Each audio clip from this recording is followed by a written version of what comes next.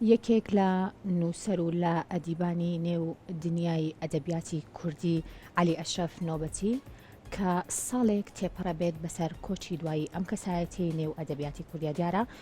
یەکێکە لە ناسراوترین شاعیرانی هاوچەرخ وهروەها یەکێکە لە ئەو شاعیرانەی کە ناوناوبانگێکی زۆری هەم لە ڕۆژهەڵاتی کوردستان و هەروەها لە ئێرانە هەبووە. دیارە زۆرینەی شارەکانی کە بە زمانی کوردی و فارسی بوون بەشێکیان وەرگێڕاونەتە سەر زمانە زیندوەکانی جیهان و شعرە کوردیەکانیشی بە زاراوەی کلهوری نووسی و خاوەنی چەندین دیوانە. دیارە بەداخۆم هونەرمەندە ساڵی ئەم ئێوەبورن نووسەرە ساڵی پار کۆچی دوایی کرد و ئەم ساڵ ساڵێک تێپەڕە بێت بەسەر کۆچی دواییە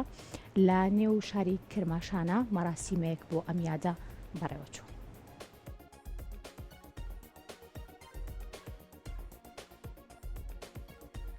ڕێوڕسمی یەکەمین ساڵڕۆژی کۆچی دوایی پەرتە و کرماشانی ئێوارەی ڕۆژی چوارشەممە ڕێکەوتی پێنجی بەفرەمبار لە هۆڵی ئاناهیتایی کرماشان بەڕێوەچوو. ئەم ڕێوڕسمە با بەشداری خەڵک و هۆگرانی ئەم شاعیر و بنەماڵی پەرتە و کەسایەتی ئەدەبی و فەرهەنگی و هونەریەکانی شارەکانی کوردستان بەڕێوەچوو. عەلی ئەشرەف نۆبەتی ناسراو بە پەرتە و کرماشانی شەشی ڕێبەندانی ساڵی 1310 هەتاوی لەدایک بۆ و ڕۆژی پێنجی ڕێبەندانی پار کۆچی دوایی کردووە. ئەم شاعیرە ناسراوە بە هەردوو زمانی فارسی و کوردی شعر و هۆنراوی جوان و نەمری هەن و زۆرێک لە هۆنراوەکانی لەسەر زاری خەڵکن. بەڕاستی هەمووی ئەربابی جەراید و هەمووی ئەهلی قەڵەم و ئەهلی فکر و ئەهلی هۆنەر و ئەوانەی کە لە کرماشانە بێشترا ناسراون و بڕێکیان شاگردی مامۆستا پەرتەو بوون و بڕێکیان لە زانکۆی ڕازی کرماشانە بێشترا تەدریسەکەن مامۆستای زانکۆن هەموو لە ئەم جێرگادا جەم بوون بۆ ئەوە یاد لە مامۆستا پەرتەو بکرێ کە فرەتر بناسرێ و داهاتوو بۆ ئەوەی ئێمە بەڕاستی ئیتر هیوای خۆمانمان بڕیوە لە ئەوەی کە کەسێ بتوانێت کارێکمان بۆ بکە ئێمە دەبێت خۆمان بە شوێنی کاری خۆمان نبووین بە شوێنی بەرنامەی خۆمان نبووین بە شوێنی ناساندنی ڕچە و بە شوێنی ناساندنی مێژوو و فەرهەنگ و ئەدەبی خۆمان نبووین.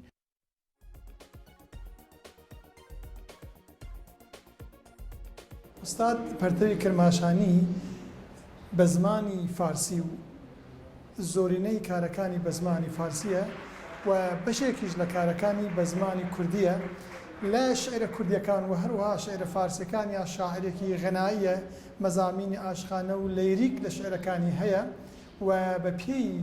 ئەو فاکتەرانەی لە شعری ڕۆمانتیسمە ئەتوانین بەدی بکەین شاعرێکی ڕۆمانتیکە. هۆی ئەوە دۆستانی مامۆستا پەرتۆ و مامۆستای من بووە لە بواری یاساوە کەسایەتی مامۆستا پەرتۆ ئەوە بوو کە لەگەڵ خەڵک ژیا بۆ خەڵک شعری لەسەر زاری خەڵک بوو لە سەر کۆچە و کۆڵان لەگەڵ خەڵک ژیا و لەسەر شانی خەڵکیش بە خاکی پیرۆزی نیشتمان سپێردرا. شعری پەرتۆ سەری بۆ هیچ دەسەڵات و دەسەڵاتدارێک دەنەنوەند و بەسەر بەستی ژیان. محەممەد عەلی سولتانی کە خوان بم بەڕاستی هەر لە تارانە هەست و ئەم مەڵبەندە لە ئیمڕۆوە ئەم بنیانی دانیاوە بۆ هەموو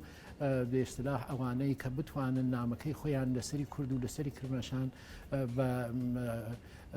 پیرۆزی و هەروە بە تەوفیقی تەمام بگزەرێنن و بتوانن بە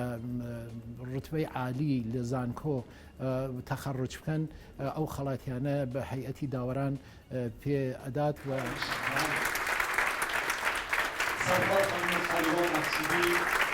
هر چهاری